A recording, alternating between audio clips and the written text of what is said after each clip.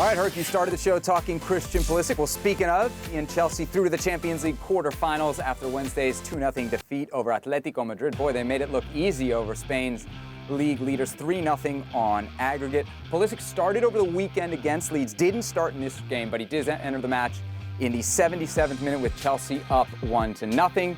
And he actually had an assist. How about that? Provides the assist on Emerson's 94th minute insurance goal as Chelsea go through to the last 8. The draw, of course, coming on Friday. All right, Herc, here on Futbol Americas, we have talked a lot about Christian Pulisic. So in order to do it right from here on out, we're probably going to have to bring in some different perspectives. But before we get to those perspectives, just real quick, 30 seconds or less, because it was only 13 minutes. What did you think of what Pulisic did against Atleti on Wednesday? He hurt Atleti exactly how I thought he would hurt Atleti. I wanted him to start because I thought it was tailor-made for him. I thought he would play a high line. They'd be successful on the counter. He's a player with plenty of quality and pace. And exactly how I thought he would hurt him, he ended up hurting him in the 90th or so minutes.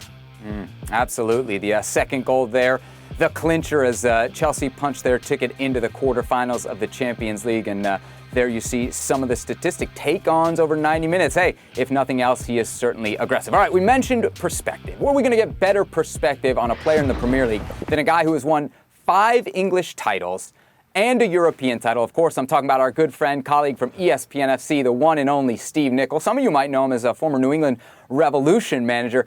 Stevie, I wanted to bring you in here on Pulisic because you guys have been talking about it a lot on ESPN FC. And really, as American fans, there's this impatience to see him in the starting lineup. But if we pull it back, Stevie, here's a 22-year-old kid who seems to have a pretty important role as super sub at a club as big as Chelsea. At this point in his career, is being the super sub as bad as a lot of American fans are painting it, or is it actually a pretty good spot to be?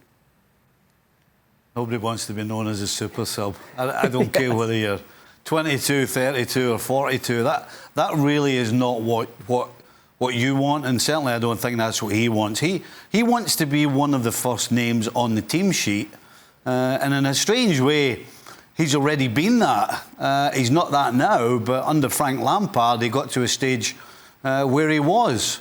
Listen, Stevie's absolutely right here. If I'm Christian Pulisic, the first thing I'm thinking is Thomas Tuchel gave me my debut. This is going to be great for me. But then he doesn't trust me enough. Doesn't he know me enough to actually trust me? He wants to see what else is out there. He wants to explore. And him coming off the bench and being pivotal in the second goal, it's almost like a double-edged sword. You are almost affirming to Thomas Tuchel, see, I knew that you coming off the bench can make a difference for me. That's not where you want to be. Sebi, you and I were talking about this before, and I said, listen, he was like $75 million transfer fee. You think that's where he wants to be? And you reminded me very quickly, Timo Werner, Kai Havertz. They were just as much, if not more. So he's in a bit of a dilemma right now because you certainly don't want to be known as the super sub, especially not at a team like Chelsea who has no patience for anybody. Stevie, what about the reasons that we're hearing from Thomas Tuchel? A lot of it has basically seemed to boil down to, hey, like 3 years ago, this kid was great for me coming off the bench at Dortmund, and I'm going to hold that almost against him. Now, one, as a coach, is that the right way to approach it? You've been in that manager's spot, having to make those tough decisions. But also from a player's standpoint, like, how does that sit with you when what you did in the past was positive and now somehow it's being counted against you and keeping you out of the starting lineup? Well, there's no question it'll be frustrating for Christian. He has shown what he's capable of, but he's not getting an opportunity to show it. And again, one of the most frustrating things for a player when you're not getting a chance is when the people on the field or the players on the field are not performing particularly well and you're still perceived to not get a chance. That makes it even worse, and that seems to me to be the case right now. Kai Havertz has had a couple of good games. Timo Werner has forgotten where the back of the net is, but yet Christian Pulisic is getting a little bit of time here and there. And unfortunately for Christian, he's never going to get settled down, and he's never going to get into a rhythm, and he's never going to be able to produce consistently what we know that he is capable of. And while this continues, his confidence is just going to go further and further down.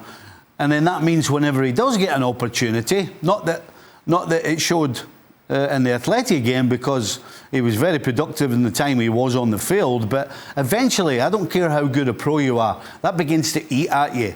So that's the biggest danger for him right now. Not getting time, trying to stay positive, trying to stay focused and not let it eat at you. That right now for me would be his biggest problem. Yeah, and really quickly there, Seb, I, as a player, if all of a sudden I'm being played out of position in this hybrid wingback role where I'm far right and I'm not given a chance behind a 9 like maybe Kai Havertz has or Timo Werner or Ziyech have, that's going to frustrate me even more because where I think I could help, you're not even giving me the opportunity to help there. Well, thank you very much for watching ESPN on YouTube. For more sports highlights and analysis, be sure to download the ESPN app. And for live streaming, premium content, and let's not forget as well, ESPN FC 7 days a week. Subscribe to ESPN Plus.